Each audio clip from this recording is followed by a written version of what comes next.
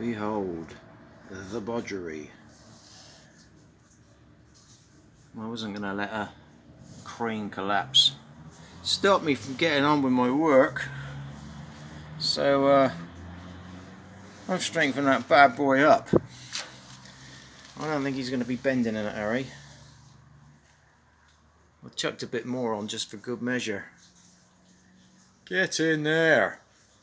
So yeah, after losing a couple of hours on that little mofo, we've now got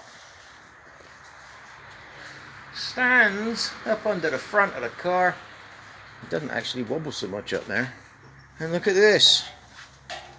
Oh, we had to jiggle the crane about so it came through the windscreen hole, kiss the dashboard, not that that's any good, and we're in.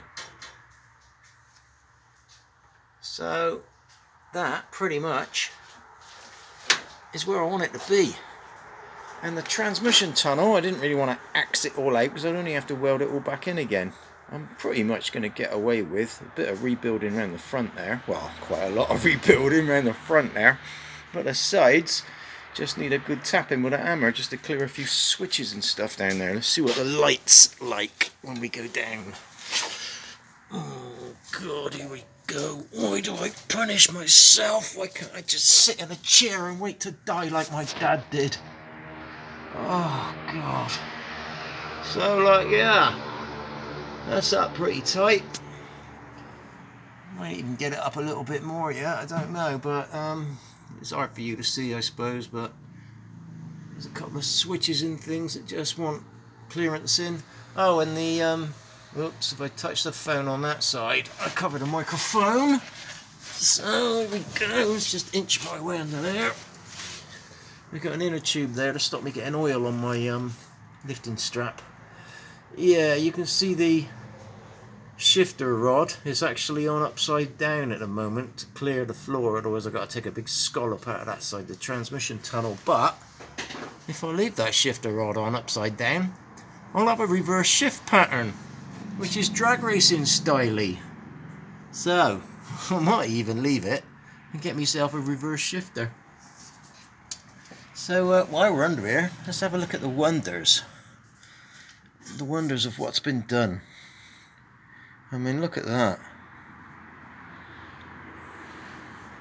Wonderful stuff. I'm hoping I can just hit all this with sandblaster. There's one thing I'm not going to be able to hit though. Why would you do all this work and replace all this metal, and it is virtually all new, and then leave a spring hanger like that? I mean, look at it. Look at the effing state of that. Why would you do it? Why would you bother welding all that flooring and just leave that shitty spring hanger? Still, I've got a couple of 60mm Mark IIs over there, so I suppose I'm going to have to weld a couple of Mark IIs in, and I can use Mark II springs then. Oh yeah, I should 4-bar it, but I'm going to give it more of the old back in the day feel, you know, like completely out of control. So I'll pause this while I crawl back out. So now we've kind of got the angle of the dangle pretty much where we want it. I've now got all this room to shove radiators and cooling devices in. And that is handsome. So really, I suppose I just go about, oh yeah, we need to do a little bit more cutting over here. I couldn't actually tilt the engine back. I couldn't work out why it wouldn't tilt back, but there was a 10mm bolt screwed into a boss just under this piece of metal, and it was jamming there, and it wouldn't let me tilt the engine back. It was that close. And the oxygen sensor down there, he's touching the firewall where the brake master cylinder used to come through. So, or was that the steering? Can't even tell now. Now the steering's gone already.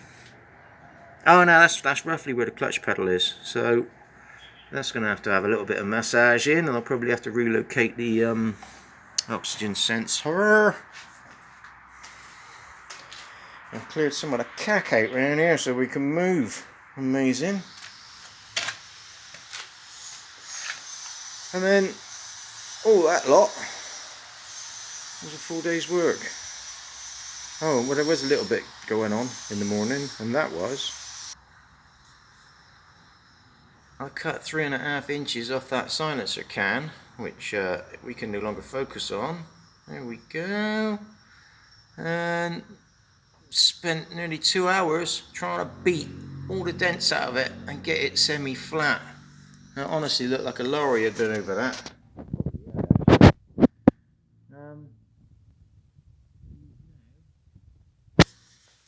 A shorty, because I couldn't get my hand under here before. When you want to lift the bike up and move it around, because the exhaust was in the way.